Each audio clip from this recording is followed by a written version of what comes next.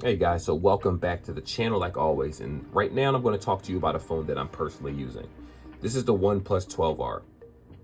I love it so far. Ended up buying an iPhone 15 Plus for the people that know. It wasn't really for me. I'm not really big at backing up my data to Apple servers and doing just a bunch of nonsense to post videos. I felt like I was being held back with the Apple software, and I'm not willing to buy an iPad and a bunch of other crap just to be able to seamlessly switch and send information to different devices. It just seems like way too much. So I decided to go back to the Android world, and this is the phone that I decided to purchase. My wife was talking about this for quite some time. I finally decided to just buy it, and let me tell you something. I'm loving the phone so far. Now, it has been under a week since I've been using it, but I've done some edits. I posted some videos. I listened to stuff on my Bluetooth. The volume sounds good. The quality of this phone is definitely not mid-tier. And don't let those YouTubers tell you that it is. It's a very good phone for the price tag. And for the average consumer, or even the more higher end consumer, unless you're doing some type of professional photography with iPhones and Samsung devices, this will work for you just fine if you don't want to spend $1,000 and more for a device. Now, with that being said, let's get right into the review. It's going to be a little long-winded. So for the person out there that wants to skip unboxings and notifications and just go straight to the gaming section and all that, I will have timestamps in the description for you guys. Let me not waste any more time. Let's get into it.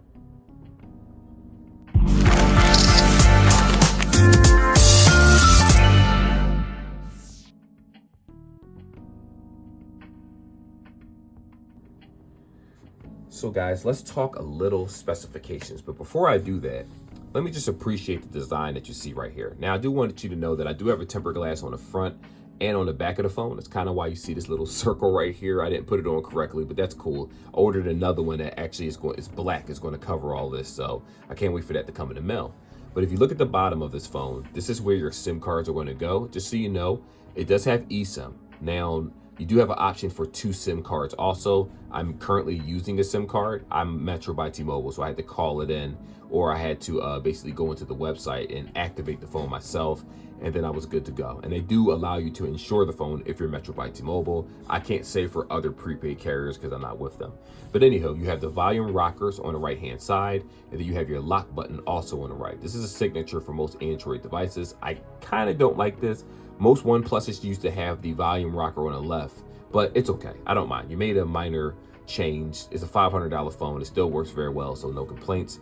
You do have the option to switch between silent, vibrate, and ringer with this. So with Apple devices, you already know it goes from vibrate to ring. With OnePlus devices, this little signature right here is one of the features that people really like. So you no longer have to go into your settings and put your phone on vibrate. Instead, you can just silence all your notifications where it pops up, or you can just have it where everything vibrates. Because I work in a state building and whatnot, I normally keep mine personally on vibrate. This doesn't have any type of what's the word I'm looking for here? Headphone jack. So, you know, you're kind of assed out for that one. Though what I will say is you can probably use the bottom piece right here. And if you have some type of connector, like an adapter, you can plug in a headset that way. It'll be USB-C to whatever type of headset that you choose to use. So just keep that in mind. But it's 2024 and most of us actually use, what's the word I'm looking for here? Bluetooth devices. Now this has a fingerprint. It's not going to work very well for me right now because I have the tempered glass on top of the plastic screen protector that it comes with. It still does work, as you can see, but sometimes it fails. But that's only because I'm putting too much stuff on the screen. When I tried this without the tempered glass, my fingerprint was probably right about 95% of the time or so. It worked very well for me. And I'm going to show you something. Here's the face unlock. You ready? Hold on. I'm sorry. Let me put my face in a way so you can actually see the screen. Bam. Unlock that fast, as you can see up top. Let me do it again for you. See, face unlock is phenomenal. You can even use it in darker rooms without a problem. Not pitch blackness, obviously, but if there's a little light in the room, it can still read your face. So just keep that in mind. So this is a really cool and good device so far, in my opinion. Let's talk some specs before I hop onto each section. Again, for the guys that don't want to hear my long-winded speeches, timestamps in the description. So you have a 6.7-inch screen right here. It goes by 1264 by 2780 is the maximum resolution.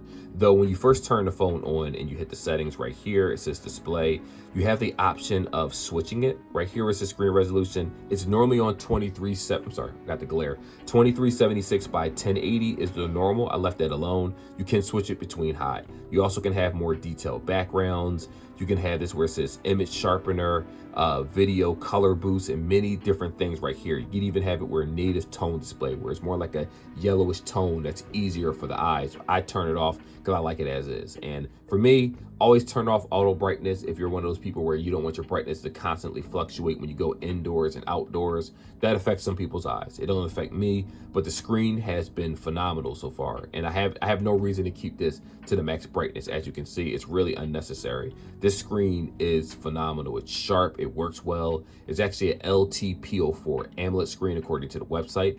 120 hertz, you have the option to switch it between 120 and 60 in the settings. HDR10 plus Dolby Vision. 1600 nits is the max brightness for HBM. 4500 nits peak. And for anyone out there, again, this is just nerd talk, but if you're thinking that this is a low-end phone with a crappy screen, it is not. 450 PPI. It's wonderful. The only downside is that the edges are curved right here, which I'm not a huge fan for that because, you know, tempered glasses are kind of hard to fit for these curved screens, but I'm not mad at it, especially for $500. Now, this does ship with Android 14, in case you're wondering, Oxygen OS 14, and I don't know how many updates it's going to get, but I would assume between 2 to 3 years or so. You know, they're not like Motorola. They actually give updates to their devices because they understand that their customer base doesn't want to buy a phone once a year necessarily. It is an Adreno 740 in terms of the GPU. The chipset is the Qualcomm SM8550-AB Snapdragon 8th Gen 2nd generation. So it's not the newest processor out there, but let's be perfectly clear here. This processor is going to run whatever games and programs that you want it to just fine. You shouldn't have any issues whatsoever. Now, though SD card slot, we talked about that earlier, only SIM card slots. The RAM amount is 16 whopping gigs of RAM. Now, there are 3 variations. 256, they all come in 256 gigs except for one. One comes in 128. Those variations, there's an 8 gig of RAM variation for the 128, a 8 gig for the 256, a 12 gigabyte variation for the 256, but the one that I'm using from Best Buy is 256 gigs internally and 16 gigs of RAM. So you are good to go. Now on the back, you have a triple camera setup, 50 megapixels, 8 megapixels, and 2. The macro is 2. The 8 megapixel is ultra wide, and the 50 is the wide version. Now, the ultra wide isn't anything to really, I got stuck right there.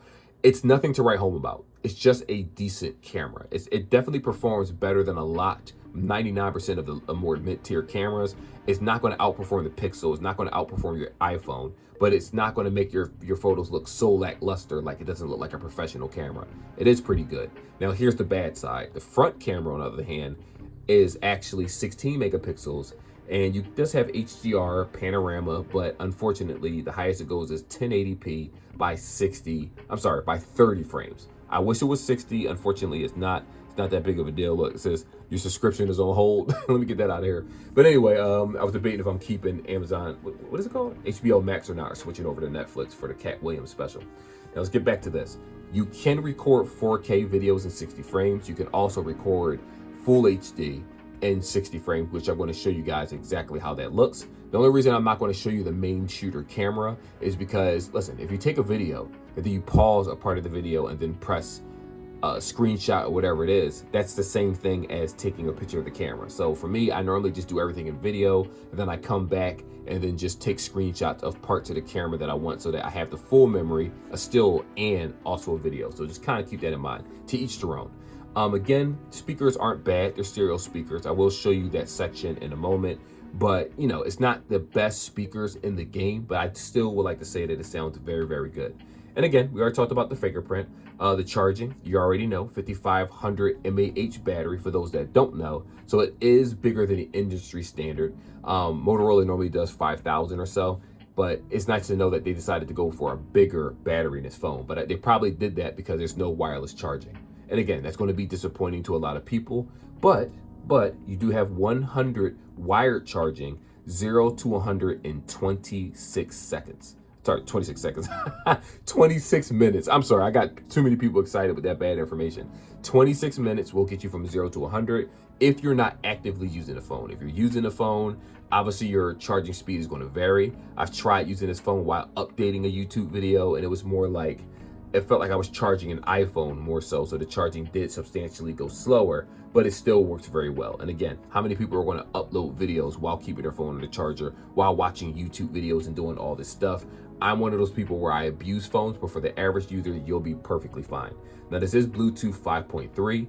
Wi-Fi 802.11, you know, the typical usual stuff. GPS, all that fun stuff. NFC, yes. Infrared port, yes. Radio, no. But you can always download a radio. Another bad point is USB-C 2.0. Sorry, guys. That's all you get for the USB-C. But with that being said, that's pretty much the specifications for it. I'm sure I glossed over other couple things, but for anyone that pretty much stayed for this part of the video, you wanted to know more about specs than anything else. And so far, this is a very good phone. Now I'm going to show you guys how the speaker looks. I'm sorry, how the speaker sounds out loud. I'm going to show you guys how gameplay is and a bunch of other stuff. So just stay tuned. Remember, I had this phone for under a week. It's been about 4 or 5 days now. So I'm going to come back and revisit this and see how I feel. But so far, it's been a phenomenal experience and I got nothing bad to say about it. So here's an example of some games that I'm running. The first one's going to be Call of Duty. As you can see, it's running pretty smoothly. I'm just doing a voiceover. I already recorded the animation for you guys. The second one is going to be Final Fantasy War of the Visions and the last Diablo Immortal. Now, I do want to say the only lag that I honestly experienced with these 3 games is Diablo Immortal, where unfortunately, the network strength where I wasn't the best. So any online game is going to have some type of stutter if the internet service isn't perfect where you are.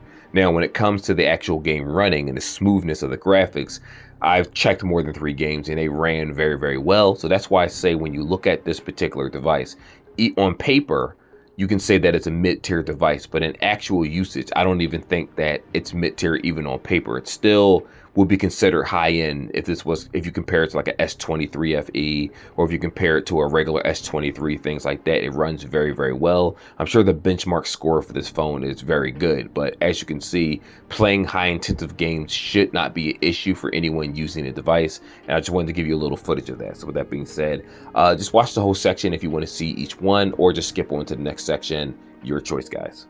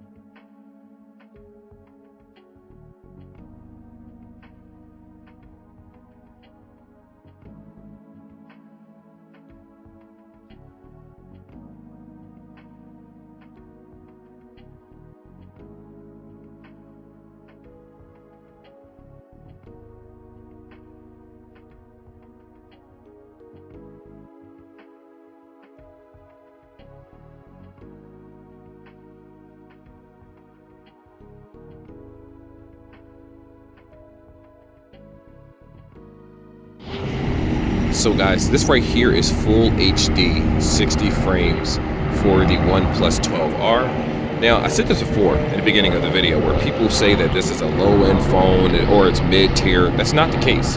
Just because the price tag is affordable and it has majority of the bells and whistles that other devices have. It's that too many people are so accustomed to things like Apple devices and Samsung devices, phones costing $1,700 to $1,000, that you forget that phones never used to cost that amount and you got amazing quality. So OnePlus more so is going back to form with this particular device, with the whole 16 gigs of RAM, 256 gigs internally, and that should honestly be the standard at this point. But unfortunately, too many people are, like I said, so used to paying for over-the-top nonsense that they don't even realize what it is that they're paying for. So you can still get phenomenal cameras and videos with this device. It may not outperform the iPhone 15 Pro Max or the Google 8 Pro, but it still does a pretty good job.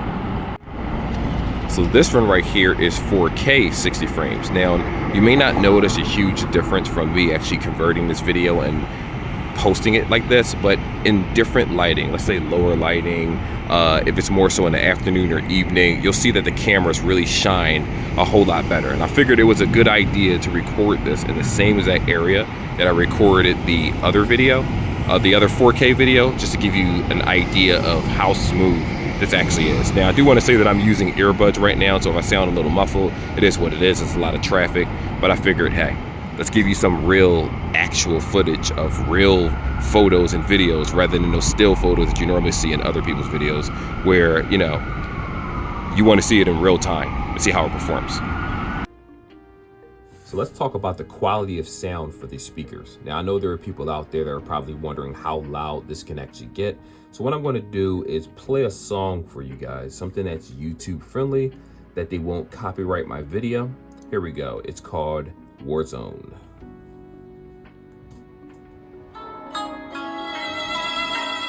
That's the max volume for this phone without anything else added to it like equalizers.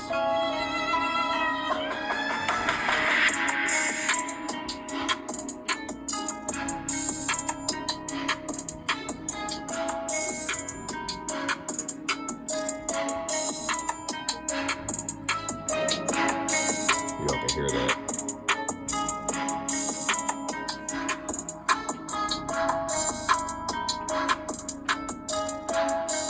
Okay, we pause that. I don't think the max volume is bad on this device, but I'm going to play something that has vocals so you can kind of hear that and determine if it's something that you want to use. Because it's easy to play a beat. It's another thing when you hear someone singing or actually speaking.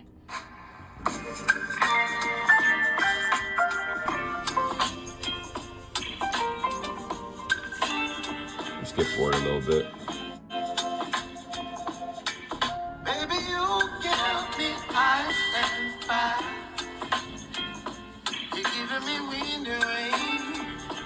So I think the volume on it actually sounds pretty good for the maximum volume. I know a lot of people like to use their devices and blast it out loud or sit at the dinner table, whatever it is, and see how the speakers are. Personally, I use a Bluetooth. Now, I don't think this sounds bad at all, but I do understand if you're using a higher end Samsung device or a particular Apple device, you might feel like the clarity for the music isn't as good. So let me kind of just touch on that.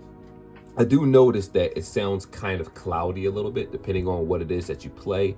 Like the louder the volume, it doesn't break up. And everything you heard was, in fact, at 100% maximum volume without any type of editing the music, without any type of equalizer. I just want to reiterate that I was just using power amp as is. And that is how loud the phone can actually get. You can tweak it and make it sound a little bit different if you use the equalizer, but that kind of beats the point because you want a phone that's good enough where you don't need all those extra key features to make it sound adequate. And again, the speaker is not bad, but I do notice that it sounds like it kind of struggles when it meshes music together. And if you're playing games out loud or certain things, it may not make you as fully immersed as you would. It's obviously if you're sitting in front of a TV or using a headset, that's not what loudspeakers are really for. But I would like to say that if you're playing something, washing the dishes, watching a movie, doing whatever, and you have it on speaker, or if you have it on just, you know, watching a podcast, a TV show, it's pretty loud enough where you can hear it across the room. But if you're having a conversation, well, you know, it is a tad bit lackluster. But again, for the price tag and what they're offering as a whole, that's not really a deal breaker for me personally. So is this phone worth the asking price? Very simple. I like to think that it is. I like the phone a lot. Now, there are going to be people out there that don't care for OnePlus software. They might like the whole swipe to the left to text, swipe to the right to call for Samsung. They might like the fact that, they have Samsung DeX and so many other features. I understand it. Not everyone wants a OnePlus device, but also not everyone wants to spend $1,000 for a phone that charges slower than dirt itself. 100-watt fast charging, 0 to 26 minutes, 100% for your phone. Obviously, if it's 50% or 60% or 70%, you put it on a charger, then it'll take just a few minutes in order to reach 100%, especially if you have somewhere to go, right? The other OnePlus chargers do work for this phone just fine. What I mean by that is the ones that do the warp charging, like the 65-watt charger, I tried that one. The charger I had for I think it was the OnePlus 10R or whatever it was called before, or 10 something, that one works perfectly fine for this. This phone does need this power brick or something in the OnePlus family in order to achieve its fastest charging speeds. But even if you don't use it and you use your Samsung charger or your Apple charger, it still has fast charging. So it works very, very well.